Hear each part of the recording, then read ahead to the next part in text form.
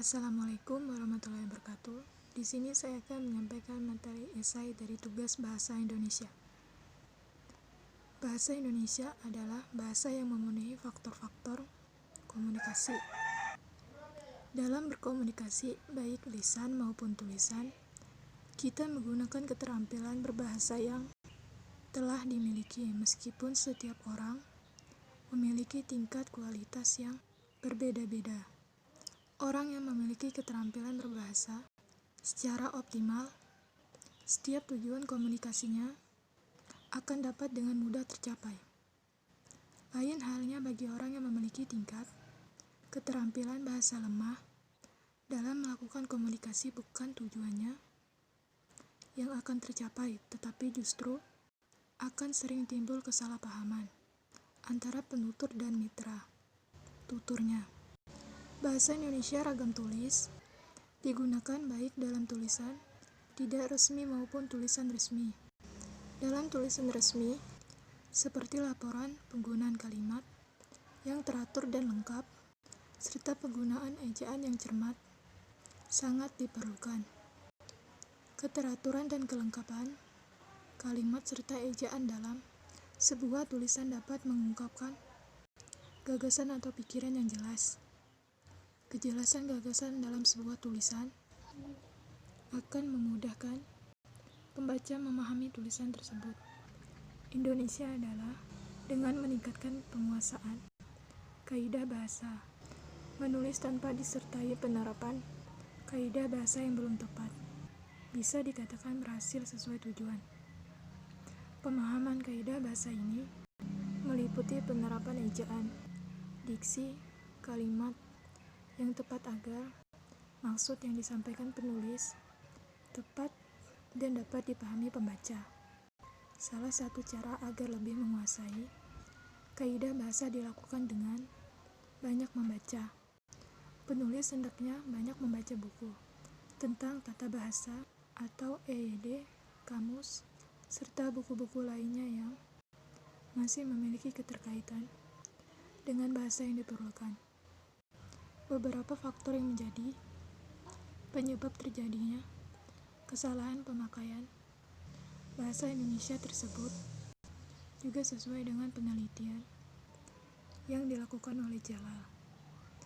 Dalam penelitian yang telah dilakukannya, disebutkan bahwa terjadinya kesalahan pemakaian kata atau bahasa Indonesia disebabkan oleh faktor diantaranya adanya keterbatasan dalam penyampaian materi, pemakaian bahasa yang baik dan benar, serta adanya sikap kurang teliti dan kurang peduli dengan kaidah dalam bahasa tulisan, sehingga hasil penelitian ini sesuai dengan penelitian yang telah dilakukan oleh Jalal. Pemilihan kata dalam sebuah karya ditulis sangat berpengaruh terhadap makna yang terkandung dalam sebuah kalimat. Diksi yang dipilih adalah diksi yang memenuhi syarat kebakuan. Selain itu, diksi yang digunakan harus tepat dan sesuai agar tidak ambigu dan bermakna ganda. Fungsi bahasa ada berbagai macam, di antaranya adalah sebagai alat komunikasi. Sebagai penulis karya ilmiah, berupaya menghasilkan atau mengomunikasikan hasil pikirannya kepada pembaca. Untuk itu diperlukan sarana dalam melakukannya, yakni bahasa Indonesia ragam tulis, khususnya adalah ragam baku tulis. Ragam baku adalah ragam yang dilembangkan dan diakui oleh sebagian besar warga masyarakat pemakainya sebagai bahasa resmi dan sebagai kerangka tujuan atau rujukan norma bahasa dalam penggunaannya. Ragam baku disebut juga ragam ilmiah.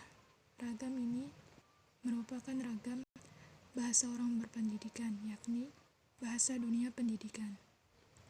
Ragam ini jugalah kaidah-kaidahnya paling lengkap diberikan jika dibandingkan dengan ragam bahasa yang lain. Tradisi baku dalam bahasa Indonesia adalah bahasa tulis. Berbahasa lisan yang baku dalam kegiatan resmi ialah berbahasa seperti Bentuk dan susunan bahasa tulis. Aturan bahasa baku tulis itulah yang dituliskan dalam buku tata bahasa. Menyimpan dari aturan itu disebut tidak baku dan non baku. Ragam bahasa yang digunakan dalam karya tulis ilmiah menunjukkan bahasa yang sesuai dengan ragamnya, yaitu bidang keilmuan. Sudah selayaknya bahasa yang dipakai adalah bahasa Indonesia baku.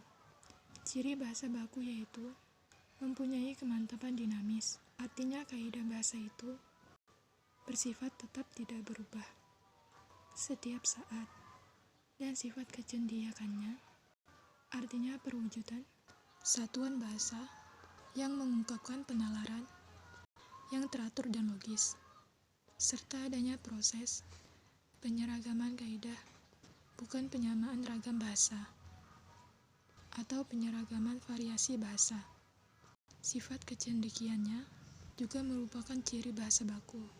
Ragam baku bersifat cendekia karena ragam baku dipakai pada tempat-tempat resmi. Perwujud ragam baku ini adalah orang-orang yang terpelajar atau cendekia. Di samping itu, ragam baku dapat dengan tepat memberikan gambaran apa yang menjadi maksud dari pembicara atau penulis. Ragam baku bersifat seragam. Pada hakikatnya, proses pembakuan bahasa ialah proses penyeragaman bahasa. Dengan kata lain, pembakuan bahasa adalah pencarian titik-titik keseragaman.